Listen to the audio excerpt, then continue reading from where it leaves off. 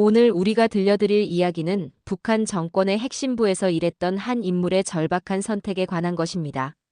그는 북한 비밀재정실, 일명 39호실 계열의 외화조달국 부국장이었습니다. 북한 정권의 비자금을 관리하는 최고 위층의 핵심 인물이었죠. 39호실이라는 곳은 북한에서 가장 기밀에 속하는 조직 중 하나입니다.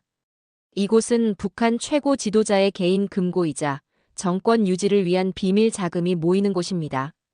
일반 북한 주민들은 물론이고 대부분의 북한 간부들조차 이 조직의 실체를 정확히 알지 못합니다. 단지 소문으로만 전해지는 신비로운 조직이죠. 하지만 북한 체제의 실질적인 권력과 부의 중심지가 바로 이곳입니다. 이 39호실에서 관리하는 자금의 규모는 상상을 초월합니다. 공식적인 국가 예산과는 별도로 운영되는 거대한 비밀 자금입니다. 이 돈으로 핵무기와 미사일을 개발하고 고위층의 사치품을 구입하며 해외 공작 활동을 펼치고 체제 유지에 필요한 모든 비용을 충당합니다. 실질적으로 북한이라는 국가를 움직이는 진짜 돈줄이 바로 이곳에서 나오는 것입니다. 39호실의 구조는 매우 복잡하고 은밀합니다. 표면상으로는 여러 개의 무역회사나 투자회사의 형태를 띠고 있지만 실제로는 하나의 거대한 조직망으로 연결되어 있습니다. 중국, 러시아, 동남아시아, 아프리카 등 전 세계에 걸쳐 수많은 계열사와 협력업체들이 있고 이들을 통해 북한 제재망을 피해가며 자금을 조달하고 있습니다. 그가 맡고 있던 외화조달국 부국장이라는 직책은 이런 복잡한 국제적 자금 조달 네트워크의 핵심을 담당하는 자리였습니다. 석탄과 철광석 같은 지하자원 수출부터 시작해서 위조 담배와 마약 거래, 사이버 범죄를 통한 자금 조달, 심지어는 해외 식당 운영까지 다양한 방법으로 외화를 벌어들이는 일을 총괄했습니다. 이 모든 일들이 국제 제재를 피해가며 은밀하게 이루어져야 하기 때문에 매우 위험하고 복잡한 업무였습니다. 그런 그가 북한을 떠나기로 결심한 첫 번째 이유는 바로 정치적 위기, 즉 숙청의 위험이었습니다. 북한에서는 권력 다툼이 매우 심합니다.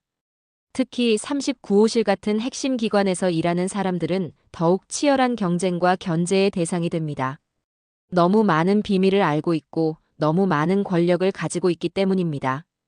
조금만 의심을 받아도 숙청되는 일이 일상적으로 벌어지는 곳이 바로 북한의 최고 권력층입니다. 그는 자신의 주변 동료들이 하나둘씩 사라지는 모습을 직접 목격해야 했습니다. 어제까지 함께 회의실에서 얼굴을 마주하며 국가 기밀을 논의했던 동료가 오늘은 보이지 않고 그의 이름조차 거론할 수 없게 되는 상황이 반복되었습니다.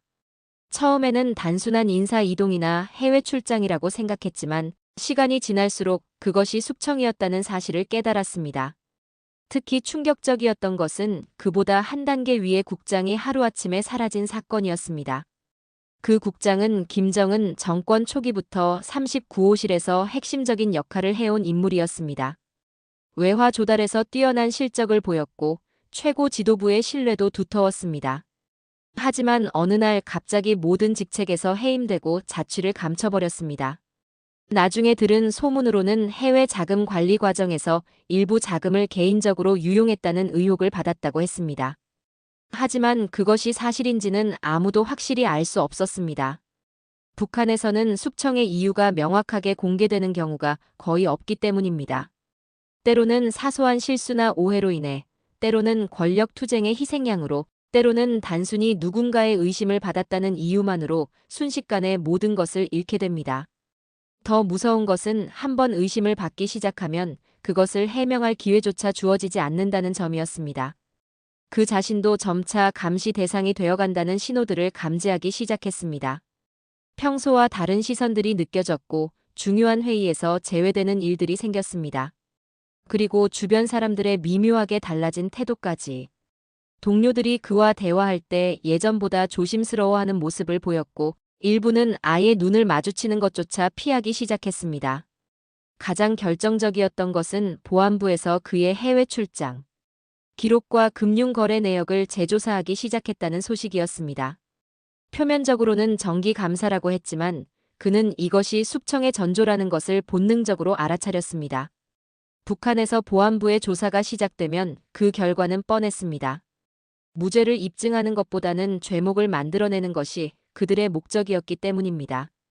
이런 모든 상황들이 곧 나도 숙청될 수 있다는 위기감으로 이어졌습니다. 밤마다 잠들기 전에 그는 생각했습니다. 내일 아침에도 무사히 일어날 수 있을까? 이런 불안감은 하루하루가 지날수록 더욱 커져갔습니다. 이것이 그가 탈북을 결심하게 된 가장 직접적이고 절박한 계기였습니다. 39호실에서 일하는 사람들은 북한의 가장 민감한 비밀들을 알고 있습니다. 핵개발 자금이 어떻게 조달되는지, 국제 제재를 어떻게 우회하는지, 해외 공작 자금이 어떻게 운용되는지 등등. 바로 그 때문에 더욱 위험한 존재가 되기도 합니다. 너무 많은 것을 알고 있는 사람은 언제든 위험 요소가 될 수 있다는 것이 북한 권력층의 논리입니다. 신뢰받는 핵심 인물에서 제거 대상으로 바뀌는 데는 단 하루도 걸리지 않습니다. 더욱이 39호실 관련자들의 숙청은 특별히 더 철저하고 잔혹하게 이루어집니다. 일반적인 정치적 숙청과는 차원이 다릅니다. 왜냐하면 이들이 알고 있는 비밀이 외부로 유출될 경우 북한 체제 전체가 위험해질 수 있기 때문입니다. 따라서 이들에 대한 숙청은 완전한 제거를 목표로 합니다. 단순히 권력에서 밀려나는 것이 아니라 물리적으로 제거되는 경우가 대부분입니다. 두 번째 이유는 가족의 안전에 대한 우려였습니다. 북한에는 연좌제라는 무서운 제도가 있습니다. 이는 한 사람이 죄를 지으면 그 가족들까지 함께 처벌을 받는다는 정근대적인 제도입니다. 부모의 죄가 자녀에게, 형제의 죄가 형제에게, 배우자의 죄가 배우자에게까지 전가되는 잔혹한 시스템입니다. 특히 정치적 숙청의 경우 연좌제 적용이 더욱 가혹합니다. 반역자의 가족이라는 낙인이 찍히면 그들은 평생 그 굴레에서 벗어날 수 없습니다. 만약 자신이 숙청된다면 아내와 자녀들도 강제 수용소로 끌려가거나 심지어 처형당할 수도 있다는 두려움이 그를 짓눌렀습니다. 북한의 정치범 수용소는 한번 들어가면 나올 수 없는 곳으로 악명이 높습니다. 그곳에서는 인간 이하의 대우를 받으며 평생을 보내야 하거나 아예 생명을 잃게 되는 경우가 대부분입니다. 하루에 한 끼도 제대로 먹지 못하고 혹독한 노동에 시달리며 질병과 추위에 무방비로 노출됩니다. 그런 곳에 자신의 가족들이 끌려간다는 상상만으로도 그는 견딜 수 없었습니다. 특히 그에게는 어린 자녀들이 있었습니다. 아직 학교에 다니는 나이의 아들과 딸이었습니다. 이 아이들이 아버지의 죄 때문에 평생 고통받는 삶을 살게 될 수도 있다는 생각에 그의 마음은 찢어졌습니다. 북한에서는 정치범의 자녀들이 받는 차별이 극심합니다. 제대로 된 교육을 받을 수도 없고 좋은 직장을 가질 수도 없으며 결혼조차 자유롭게 할 수 없습니다. 더욱 끔찍한 것은 아이들이 아버지를 증오하도록 세뇌당할 수도 있다는 점이었습니다. 북한에서는 정치범의 가족들에게 해당 인물을 공개적으로 비난하고 단절을 선언하도록 강요합니다. 어린 아이들이 자신의 아버지를 반역자라고 외치며 저주하는 모습을 상상하니 그의 가슴이 미어졌습니다. 그의 아내 역시 마찬가지였습니다. 그녀는 39호실 관련자의 아내로서 북한에서는 상당한 특권을 누리며 살고 있었습니다. 하지만 남편이 숙청되는 순간 그 모든 것이 지옥으로 바뀔 것이었습니다. 북한에서 정치범의 아내가 당하는 고초는 상상을 초월합니다. 단순히 수용소에 끌려가는 것으로 끝나지 않습니다. 그 전에 온갖 모욕과 고문을 당해야 합니다. 북한에서는 개인의 죄가 개인에게만 국한되지 않습니다. 3대가 멸족당한다는 말이 과장이 아닙니다. 실제로 정치적 숙청이 일어나면 그 가족들은 물론 친척들까지도 연루되어 처벌을 받는 경우가 많습니다. 조부모, 부모, 자녀에 이르기까지 3대에 걸쳐 처벌이 이어집니다. 이런 공포 정치는 북한 주민들로 하여금 체제에 절대 복종하게 만드는 수단이지만 동시에 이런 극단적인 선택을 하게 만드는 원인이기도 합니다. 그는 자신만의 문제가 아니라는 것을 너무나 잘 알고 있었습니다. 자신의 선택 하나가 가족 전체의 생사를 좌우할 수 있다는 무거운 현실 앞에서 그는 위험을 무릅쓰고라도 가족 전체를 살리기 위한 결단을 내려야 했습니다. 북한에 남아있는 한그들은 항상 위험에 노출될 수밖에 없었습니다. 자신이 언제 숙청될지 모르는 상황에서 가족들을 안전한 곳으로 피신시키는 것은 아버지이자 남편으로서의 당연한 의무라고 생각했습니다. 가족과 함께 탈출하기로 한 것은 바로 이런 절박한 현실 때문이었습니다. 혼자 도망쳐서 살아남는 것보다는 가족 모두가 함께 자유를 찾는 것이 더 중요했습니다. 설령 탈출 과정에서 목숨을 잃는다 하더라도 그것이 북한에서 서서히 죽어가는 것보다는 낫다고 생각했습니다. 세 번째 이유는 북한 체제에 대한 근본적인 불신과 진정한 자유에 대한 갈망이었습니다. 그는 북한 정권의 핵심부에서 오랫동안 일하면서 많은 것들을 직접 목격했습니다. 일반 주민들은 알 수 없는 권력층의 실상을 가장 가까운 곳에서 지켜볼 수 있었던 것입니다. 먼저 그가 목격한 것은 만연한 부정부패였습니다. 39호실에서 관리하는 막대한 자금이 정당한 목적으로만 사용되는 것은 아니었습니다. 상당 부분이 고위층 개인들의 주머니로 들어갔습니다. 국가 자금을 개인 용도로 유용하는 것이 일상적으로 벌어졌고 권력자들은 이를 당연한 특권으로 여기고 있었습니다. 해외에서 석탄이나 철광석을 수출해서 벌어들인 달러가 핵무기 개발이나 주민 복지를 위해 사용되는 것이 아니라 고위층의 해외 명품 쇼핑이나 사치품 구입에 사용되는 모습을 직접 확인했습니다. 수백만 달러짜리 요트를 구입하고 수십만 달러짜리 시계를 사들이며 해외 고급 리조트에서 호화로운 휴가를 보내는데 국가 자금이 사용되었습니다. 특히 충격적이었던 것은 식량 부족으로 아사자가 속출하는 상황에서도 고위층은 해외에서 고급 식재료를 공수해와 연일 만찬을 즐기고 있다는 사실이었습니다. 일반 주민들이 풀뿌리를 캐먹고 나무 껍질을 삶아먹는 상황에서 권력층은 일본산 와규와 프랑스산 와인을 즐기고 있었습니다. 외화 조달국 부국장으로서 그는 이런 자금 흐름을 직접 관리해야 했습니다. 어떤 돈이 어떤 목적으로 사용되는지 모든 것을 알고 있었습니다. 그리고 그 과정에서 북한 체제의 진짜 모습을 적나라하게 보게 되었습니다. 주민들의 복리를 위한다고 선전하는 체제가 실제로는 소수 권력자들의 이익만을 위해 존재한다는 사실을 깨달았습니다. 권력자들의 사치스러운 생활상도 충격적이었습니다. 39호실에서 관리하는 별장들만 해도 수십 채가 넘었습니다. 동해안의 해변 별장, 백두산 기슭의 산장, 평양 시내의 고급 주택들까지. 이런 곳들에서 벌어지는 향락 파티의 규모와 호화로움은 상상을 초월했습니다. 해외에서 공수해온 최고급 술과 음식, 외국인 연예인들을 초청한 공연, 수백만 달러짜리 선물들이 오가는 모습을 보면서 그는 이 체제의 본질을 정확히 파악할 수 있었습니다. 이것은 국가가 아니라 소수 권력자들을 위한 거대한 사기업과 같았습니다. 더욱 가슴 아픈 것은 일반 주민들의 고통이었습니다. 39호실에서 일하면서 그는 북한의 실제 경제 상황을 정확히 파악할 수 있었습니다. 공식 발표와는 달리 북한의 경제는 만성적인 위기 상태였고 일반 주민들의 생활은 극도로 어려운 상태였습니다. 특히 지방 주민들의 상황은 참혹했습니다.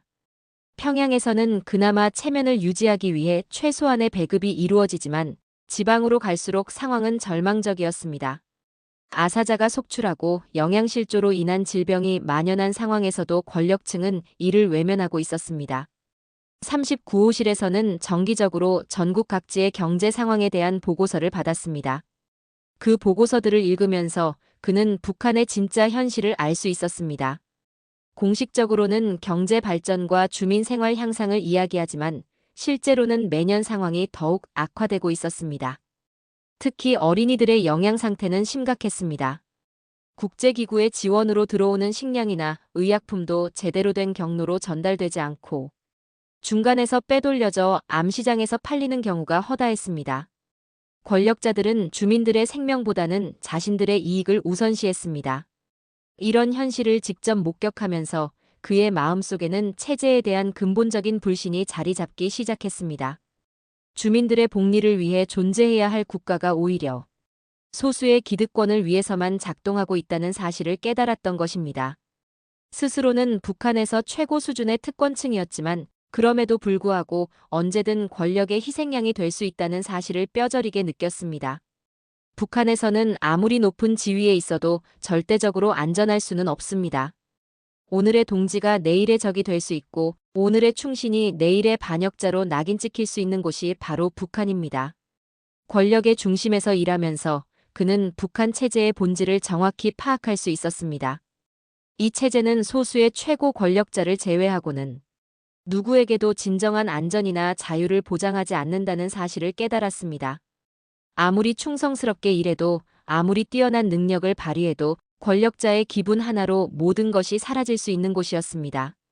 이런 현실을 직접 경험하면서 그의 마음속에는 진정한 자유에 대한 갈망이 커져갔습니다.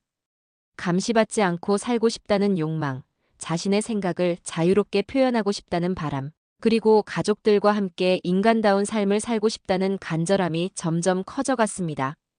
북한에서는 아무리 높은 지위에 있어도 진정한 자유는 없었습니다. 항상 누군가의 감시를 받아야 했고 모든 행동과 발언이 정치적으로 해석될 수 있었습니다. 심지어 가족과의 사적인 대화에서도 조심해야 했습니다. 자녀들까지도 학교에서 부모의 언행을 감시하고 보고하도록 교육받았기 때문입니다. 죽느니 차라리 자유를 택하겠다는 절박한 심정이 그를 마침내 탈북이라는 극단적인 선택으로 이끌었습니다. 북한에서의 안락한 생활과 특권을 모두 포기하고라도 진정한 자유를 얻고 싶다는 간절한 바람이 모든 위험을 감수하게 만든 원동력이었습니다. 북한에서 39호실 계열의 부국장급 인물이 가족과 함께 탈북한다는 것은 상상하기 어려운 일입니다. 그들에게는 북한 내에서 누릴 수 있는 거의 모든 특권이 주어져 있기 때문입니다. 평양 시내 최고급 주택에서 살 수 있고 고급 식료품과 생필품을 우선적으로 공급받을 수 있으며 해외여행의 기회도 많았습니다. 자녀들은 최고 수준의 교육을 받을 수 있고 장래가 보장된 상태였습니다. 하지만 그 모든 특권도 결국은 권력자의 호의에 달린 것이었고 언제든 사라질 수 있는 것들이었습니다. 더 중요한 것은 그 특권들이 진정한 자유나 안전을 보장해주지는 못한다는 사실이었습니다. 오히려 높은 지위에 있을수록 더 큰 감시와 통제를 받아야 했고 더 큰 위험에 노출될 수밖에 없는 구조였습니다. 특권층이라고 해서 마음 편히 살 수 있는 것은 아니었습니다. 항상 경쟁자들의 견제와 음모를 경계해야 했고 윗사람의 눈치를 살펴야 했으며 언제든 실각할 수 있다는 불안감 속에서 살아야 했습니다. 겉으로는 화려해 보이지만 실제로는 극도로 불안정한 삶이었습니다. 그가 내린 결정은 단순히 개인적인 선택이 아니었습니다. 이는 북한 체제의 본질적인 문제점들을 보여주는 상징적인 사건이기도 합니다. 북한에서는 아무리 높은 지위에 있어도 진정한 안전이나 자유를 보장받을 수 없다는 현실, 권력 투쟁이 일상화된 사회에서는 누구도 예외가 될 수 없다는 현실을 여실히 보여주는 사례입니다. 또한 이는 연좌제라는 북한의 악법이 얼마나 많은 가족들을 공포로 몰아넣고 있는지도 보여줍니다.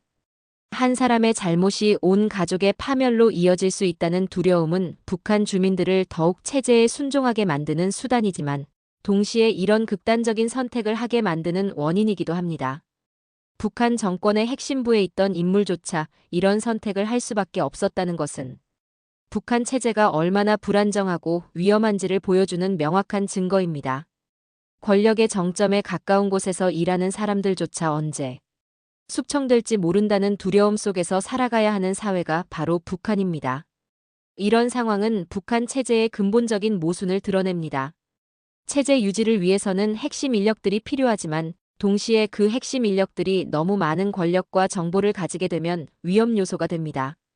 따라서 주기적으로 숙청을 통해 이들을 제거하고 새로운 인력으로 교체하는 것이 북한 권력층의 생존 전략입니다. 하지만 이런 방식은 결국 체제 내부의 불안정성을 키울 뿐입니다. 유능한 인재들이 계속해서 제거되면서 체제의 효율성은 떨어지고 남아있는 사람들은 극도의 불안감 속에서 일할 수밖에 없습니다. 이는 악순환의 고리를 만들어냅니다. 그의 탈북은 이런 악순환의 고리를 끊으려는 개인적인 시도였습니다. 체제가 요구하는 희생양이 되기를 거부하고 가족과 함께 인간다운 삶을 찾아 떠나기로 한 것입니다. 이는 단순한 도피가 아니라 자유와 존엄성을 지키기 위한 적극적인 선택이었습니다. 탈북 과정 자체도 매우 위험했습니다. 39호실 관련자의 탈북은 일반인의 탈북과는 차원이 다른 위험을 수반합니다. 북한 당국은 이런 핵심 인물의 탈북을 막기 위해 모든 수단을 동원합니다. 국경 지역의 경비는 더욱 삼엄해지고 추적조들이 파견되며 심지어 해외에서도 암살 시도가 이루어질 수 있습니다. 그럼에도 불구하고 그는 이 모든 위험을 감수했습니다. 북한에 남아있으면서 언제 올지 모르는 숙청을 기다리는 것보다는 자유를 향해 도전하는 것이 낫다고 판단했기 때문입니다. 가족들의 미래를 생각했을 때 더욱 그랬습니다. 특히 자녀들의 미래가 가장 큰 동기가 되었습니다. 북한에서 자라나는 아이들은 어린 시절부터 체제의 노예가 되도록 교육받습니다. 개인의 꿈이나 희망보다는 체제에 대한 충성이 우선시되고 자유로운 사고나 창의성은 억압받습니다. 그는 자신의 아이들이 그런 환경에서 자라나는 것을 원하지 않았습니다. 또한 아이들이 아버지의 죄 때문에 평생 고통받는 것도 막고 싶었습니다. 북한에서는 부모의 성분이 자녀의 인생을 좌우합니다. 정치범의 자녀들은 태어날 때부터 차별받으며 어떤 노력을 해도 그 한계를 벗어나기 어렵습니다. 그는 자신의 아이들이 그런 굴레에 갇혀 사는 것을 견딜 수 없었습니다. 아내에 대한 걱정도 컸습니다. 북한에서 정치범의 아내가 당하는 수모와 고통은 상상을 초월합니다. 하루아침에 모든 것을 잃고 사회의 최하층으로 전락하게 됩니다. 그런 상황에서 혼자 아이들까지 키워야 한다면 그 고통은 이루 말할 수 없을 것이었습니다. 따라서 그에게는 선택의 여지가 없었습니다. 가족 모두의 생명과 미래를 지키기 위해서는 탈북이 유일한 해답이었습니다. 비록 위험하고 불확실한 길이었지만 북한에 남아있는 것보다는 희망이 있었습니다. 그의 결정은 북한 내부의 다른 고위층들에게도 큰 충격을 주었을 것입니다. 39호실 부국장급 인물의 탈북은 북한 권력층 내부에 큰 파장을 일으킬 수밖에 없는 사건이었습니다. 이는 체제의 안정성에 대한 근본적인 의문을 제기하는 사건이기도 했습니다.